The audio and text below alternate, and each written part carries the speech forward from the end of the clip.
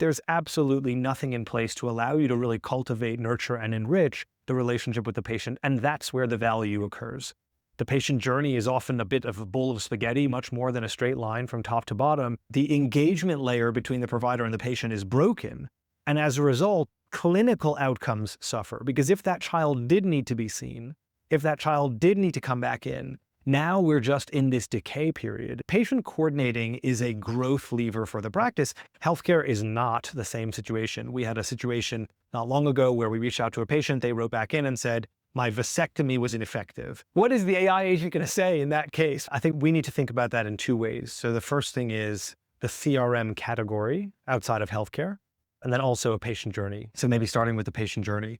When a patient goes through a healthcare experience with a provider, end-to-end, hip replacement, dental implant, dermatological surgery, whatever it might be, that journey is multi-touch point and takes a long time. So if we look at a patient's time in care or under the supervision of a healthcare provider, a huge amount of that time occurs outside of the clinic. Let's take something as simple as a mole check. A mole check is technically under the supervision of the healthcare provider from the moment that you reach out with an inquiry. So from that minute, you are technically under the care, under the supervision of that healthcare provider. And so you've got days, weeks, months, in some cases years of lead in and follow up to a 30-minute appointment. Now, the relationship that you're building with that patient needs to be established and reinforced outside of the clinic. Obviously, the time they spend in clinic is really important and is really high contact and quite high intensity. But in the context of a year, 30 minutes is a drop in the ocean. Nobody even remembers it. So you've got 365 days of care responsibilities, of relationship building to do, and you've got 30 minutes of that patient being physically in clinic in front of you. So the patient journey is disproportionately remote by comparison. Even if you go in for a very invasive hip replacement and you're in hospital for 2 days, you're recovering from that hip replacement for the next 24 months. So 2 days, 24 months. And so the patient journey lives and dies outside of the clinic. Very little of their experience is in the clinic. Now, granted, the time that they're in the clinic is very important, but the minutes, the hours, the relationship touch points do not solely exist in the clinic. They exist over the course of the entire patient journey. And I think all of the key software, the systems of record, the practice management software, the electronic medical record that exists in healthcare today are indexed around the 30 minutes that a patient is in the practice. They do not index around the 365 days that the patient is not in the practice. And that's a completely different kind of support. It's a completely different kind of technical requirement. The user requirements are different. The things you want to do in service to your patients are fundamentally different when they're physically on site as opposed to when they're remote. Very simple example, you are a healthcare provider, you really want to know when the patient arrives. You want to check them in. Patient has arrived. You don't care about that at all when the patient isn't physically there. And so managing the journey is very different than managing the appointment. And so in healthcare, this idea that your PMS is a CRM is just wrong. Your PMS is designed to help you run the provider operations. It's not designed to help you run your patient relationships because a huge amount of that patient relationship building happens outside of the clinic room. And so that's why, as a healthcare provider, you need to be thinking about not only my medical system of record, but also my customer system of record. And these things are not the same, fundamentally different pieces of software. And if people try and convince you otherwise, they've probably oversold something. And we work with practice management software all day long. We make bookings in those practice management software. Many of them don't even allow you to customize outbound communication to a patient based on where they are in the journey. They're fine at setting automated reminders, send a note out 24 hours before an appointment. There's absolutely nothing in place to allow you to really cultivate, nurture, and enrich the relationship with the patient, and that's where the value occurs. So to the question, CRM versus PRM, one of the big differences is, are we thinking about the patient's time in clinic or about their time out of clinic? And that out of clinic piece is a huge point of value creation and relationship building. That's sort of one lens to take. The second lens to take is to look at the CRM that exist in the world today. I'm not talking about the booking systems. I'm talking about the HubSpots, the Pipedrives, the Go High Levels, even the Salesforce Health Cloud. If you look at how those software were built and the use cases for those software, they're fundamentally different than what you would need to provision inside of a healthcare context. They are based on automated reminders, largely email sequences, B2B marketing, where you have these very clear points of trigger inside of a predefined journey. Those things don't exist in a healthcare context. Patients engage in different ways. The patient journey is often a bit of a bowl of spaghetti, much more than a straight line from top to bottom. And so you've got this breakdown of, hey, I have a relatively structured piece of software like HubSpot, and now I'm going to try and retrofit it around the patient journey. And it's just not going to work. It's not going to deliver the personalization, the authentic relationship building that you want. So it's not that there's anything wrong with those tools, but when we speak to a healthcare provider and they tell us that they're using Go High Level as their CRM, we know it's bad. It's not because Go High Level is bad. Go High Level is fine. But the founders of Go High Level, the engineering team, and Go High Level was built for agency management, not for your healthcare practice. So as soon as we hear from the provider, oh, we've got it sorted, we use X, and X is an off-the-shelf, generic, standard, not vertical, not healthcare-specific tool, we know it's actually even worse than when they just say, oh, we run it on Google Sheets, or we run it on a spreadsheet. Because at least if you run it on a spreadsheet, you probably know at some level that the thing you need to do is not going to be addressed by the software that exists in the world. We've got another clinic that we work with that uses Pipedrive. Pipedrive was not built to manage your patients. Look at their origin story, look at their website, look at their marketing content. Healthcare is the afterthought. It's the 10th vertical that they build for. It's the 11th user that they didn't really think about in day one. Now they said, oh, maybe we can use this in a healthcare context. It's a fundamentally different use case. It's like taking an e-commerce CRM tool and shoving it into your front desk and saying, go ahead, use it. No one built it for those users. No one thought about your reception team. Nobody thought about the fact that the person who needed to be using that tool also needed to be managing deliveries, also needed to be answering the phone, also needed to be managing 10,000 patients that they haven't seen in the last 24 months. It's an entirely different context. And so the other problem with CRM versus PRM is that CRM is a generic category term for customer relationship management. PRM is managing the patient relationship, not managing the e-commerce shoe sales. It's not managing the Amazon account. It is managing the patient relationship. It's very focused and narrow, and that is what makes it different and very special for healthcare providers. I guess the reason why I was asking this question was in relation to the intensity, but basically how much of a necessity is a PRM? Because obviously clinics have been operating fine. They're surviving, they're making money, they're curing diseases, whatever that problem, fixing patients' problems. Why do they need another layer of PRM, which is a new category, right? I guess what I'm trying to say is why relationship or patient experience, this is a necessity in comparison to transactional-based patient. Yeah, so I'll give you an anecdote. So we have a customer who's a facial surgeon and specifically looks at youth. So children bumps their face, bumps their cheek, bumps their head. If there's deep tissue bruising, some kind of structural impact, you go to this specialist surgeon, a sort of pediatric facial surgeon, and they advise as to whether or not an MRI is needed or surgery is needed, so on and so forth.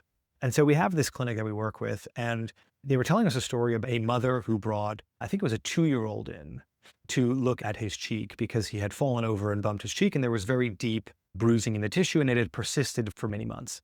And so the surgeon consulted with the family and said, look, it is a concern that there's still elevation in the skin. It is a concern that there's bruising, and it's been 3 months since impact. But because of how young he is, we're not going to MRI him. We're not going to stick him in an MRI machine. It is never going to happen. So let's give it another 3 months. That will be 6 months from impact. And let's see if it gets better or not. And so the outcome of that consultation is, let's see how you're doing in 3 months. Cool, makes sense. Mother's happy. We don't have to do an MRI on the 2-year-old. 2-year-old is happy, not that the 2-year-old knows what's going on, but 2-year-old is happy because he doesn't have to go into an MRI machine.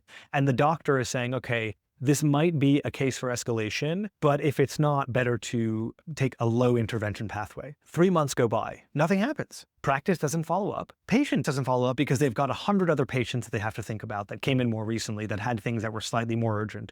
Patient doesn't follow up because life's busy, and when you have a 2-year-old, you're not sleeping and everything else is going wrong, so you don't have the headspace unless something is critical and urgent to get back in touch and say, hey, bruising is still there. Because it's normalized for you as a patient. You're accustomed to seeing your 2-year-old with a bruise on his face. And so you don't necessarily think to take that proactive step to get back in touch with the practice. And hey, by the way, if you do want to take that proactive step, you write an email to an inbox that doesn't respond for days, or you get a bounce back that says, our opening hours are 9 to 5 and we'll get in touch with you when we're ready. or you try and call them and they don't answer. And so all of this friction exists between the patient and reaccessing the care pathway.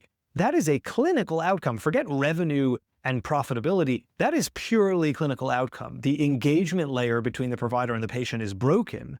And as a result, clinical outcomes suffer. Because if that child did need to be seen, if that child did need to come back in, now we're just in this decay period. It's getting worse and worse for the child, and early intervention may have actually made the difference. So that's one reason that this is business critical, is purely from a clinical perspective. If your intention as a healthcare provider is to deliver the highest quality clinical care, that follow-up motion in an accessible, patient-friendly, empathetic, personal, authentic manner makes the difference. It makes the difference between a patient saying, "Oh, I can't be bothered to think about that right now," and, "Oh, yes, I want to engage with this conversation about my health or about the health of my parent or about the health of my child." So one of the reasons this is life or death is literally life or death. You have a clinical component to follow up. That's one reason. The second reason this is really important is from a revenue and business perspective. A lot of healthcare clinics are obsessed with spending on growth. We need to grow to cover monthly payroll. We need to grow to cover overheads. And a lot of that energy and effort goes into things like acquiring new leads, like marketing, generating new inbound interest. That is time and cost that could be invested back in the clinic more strategically if you had stronger, as an example, patient retention and recall, because your patients are already there and you just need to do a better job re-engaging them. And I think there's a lot of business guru logic out there that says your reactivations is what you will live and die by in clinic. Bringing patients back in to support their long journey is the thing that matters. And there is truth in that. You as a healthcare provider go month to month, and in any given month, you are leaving 10 to 20% of revenue opportunity on the table purely on the basis of not attending to your previous patients.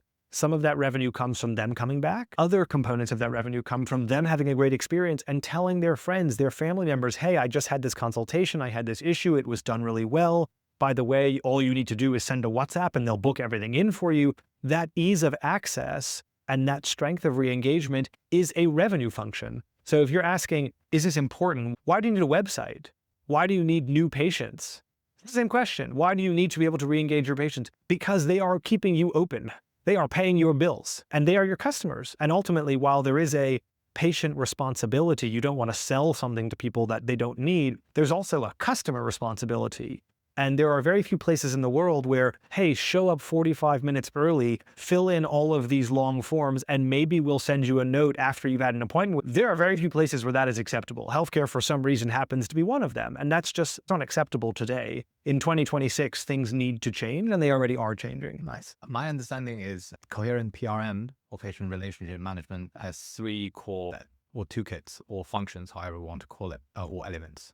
Can you explain each of them? So as I know, Coherent Care Desk, which is a patient coordinator function, Coherent Sales Desk, which is a booking coordinator function, and lastly, Coherent Pay, which is a billing coordinator. Can you break down into the detail and the solution and the use cases of these? Yeah, so I think the way I would think about it is, what are all the things that you need to do with your patients that they don't need to do on site? I would draw that line very clearly. So when a patient is physically here, they need to do X, Y, Z. When a patient is not physically here, we can do X, Y, Z. So one of the things that we're trying to do is alleviate the responsibilities from the front office in the clinic, because so much of that burden, that patient management, falls in the front office, and they cannot support that while also focusing on what's happening in clinic. So I would draw the line right down the middle and say, what can we do that can occur in a patient journey when the patient is not physically on site? And the answer is three things. One thing that we can do is we can follow up. We can play the role of patient coordinator. We can support patients in their clinical journey. We can answer questions. We can dialogue. We can build that relationship. And we can follow up in a way that allows us to surface feedback for the practice. Hey, you did 10 consultations last month. 5 of them did not convert. Here are the reasons why. Not the generic reasons, the real reasons. Patient X had an issue with practitioner Y. They were unhappy with their service. They felt as though their questions weren't answered. So patient coordinating is a growth lever for the practice. It brings that insight into the patient body. And you can do that remotely. You can do that when a patient is not physically on site. The second thing is booking and booking management. So patient recall, rebooking, patient retention, conversion from consultation and booking, lead management and booking. those booking activities don't need to happen on, granted, when you walk out the door, if you're in a medical aesthetics practice or a chiropractic practice, you typically want to book the next appointment, but you don't have to. And by the way, even if you do, you might cancel it, you might no-show, you might reschedule. All of that booking coordination should not happen unless they're just walking out and saying, yeah, I'll book my next appointment. All that booking coordination should not happen on site. And so again, another big part of the solution for us is how do we get rid of the obligation of chasing bookings? And chasing bookings happens all over the patient journey, but can we make that easy for the team in the clinic so that they are focusing on the person physically in front of them and not on the 10,000 other people who may need to book a next appointment? So you've got patient coordinating, you've got booking coordinating, and then you've got this idea of billing coordinating. Huge amount of inconvenience and administration in healthcare is around payments. Who's paying me? When are they paying me? How are they paying me? Where are they paying me? Are they paying me some now? Or are they paying me some later? They pay me for my consultation. They pay me for my surgery. They pay me my insurance shortfall. They pay me on treatment financing. All of this payments doesn't need to happen in the clinic, and it shouldn't happen in the clinic. And so when we stack those three things together, patient coordinating, booking coordinating, billing coordinating, what we're basically doing is saying, hey, if we can serve the patient when they're not physically in clinic, we will do that for you. We will augment your front office team so that you focus on the activity happening in your four walls, and we help you focus on the activity that's happening outside of the four walls. And if you draw the line that way, you create this opportunity to serve and engage patients at scale, which is not something that can happen today. Obviously, the key USP or benefits of, or promise of Coherent PRM is the one-on-one patient coordinator or billing coordinator at scale, right? So that basically implies both quality and quantity and volume to improve, elevate relationship. What is enable Coherent to be in that position to do that? A small clinic, granted, they can just say, I'll hire 10 patient coordinators, one match 10 patients. They would do that obviously without any scale to begin with. What is the enabler, the core enabler? Is that technology, AI, or best practice to enable Coherent to be in that unique position to do exceptionally well, better than others? Yeah, I think there are three things that unlock high quality and scalable patient engagement. The first thing is technology. We are building technology that allows for one-to-one relationship management, not when person reaches stage X, send generic bulk email. One-to-one feels like texting a friend, feels like texting a family member, feels like picking up the phone to someone that you know. So one-to-one at scale is only possible with technology. But importantly, and this is the second piece of it, we couple technology with, so we do not believe, and other people may feel differently, that AI is currently at a place where it can engage in an unsupervised manner. Maybe that's okay in e-commerce. You buy a pair of shoes online, you're not happy, you send in a return, you ask a question. AI agent can respond because the context window is quite small and the complexity is quite low. Healthcare is not the same situation. We had a situation not long ago where we reached out to a patient, they wrote back in and said, my vasectomy was ineffective. What is the AI agent going to say in that case? And maybe it gets it right, bang on the money, but very likely it doesn't. And if it doesn't, then what? You've got a problem, right? That's an edge case, but that is such a severe edge case that you need to employ someone in the clinic full time to make sure that edge case doesn't happen. Because ask the question, how bad can it get? Really bad, right? It can get really bad. Because by the way, this patient was in 12 months ago. No one's heard from him since. Bad way to find out your vasectomy was in effect after the fact, right? That's just not a good thing. So we pair technology with team. When we say team, we mean expert patient coordinators, specialist patient coordinators who have decades of experience in patient interface.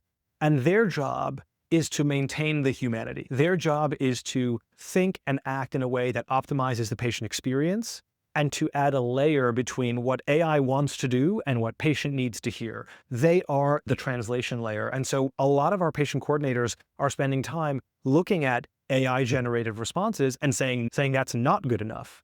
I need to change it to be this. I need to change it to be that. We don't want AI to go all the way through. We don't want 100% end-to-end AI. We want 99%. And we want that last 1% to be a team that are specialists in managing patient relationships from a human perspective, but also have the familiarity and the depth of understanding of the technology to bridge that gap. So the first piece is technology. The second piece is team. And the third one is really around technique. And so a huge amount of patient engagement is about playbooks. What works? When does it work? How does it work? Should we send this text message at 10:04 a.m. on a Tuesday? Should we send it at 5 p.m. on a Wednesday? Should it be rainy? Should it be sunny? Does it change if they live in postcode A versus postcode B? What if they're 75-year-old? What if they're 25 years old? Do they care if it happens on email? Do they care if it happens on phone call? The technique, the understanding, the knowledge about how and where to engage is something that compounds every time we have a positive patient interaction, every time we get a win with one of our patients. And a practice is simply not set up to do that. They have no way of understanding what is or is not working. Many practices will say, I send 1,000 recall emails every Wednesday and my recall rate is X. So, okay, great. What if it could be 5X? What if it could be 6X, 10X? And can be.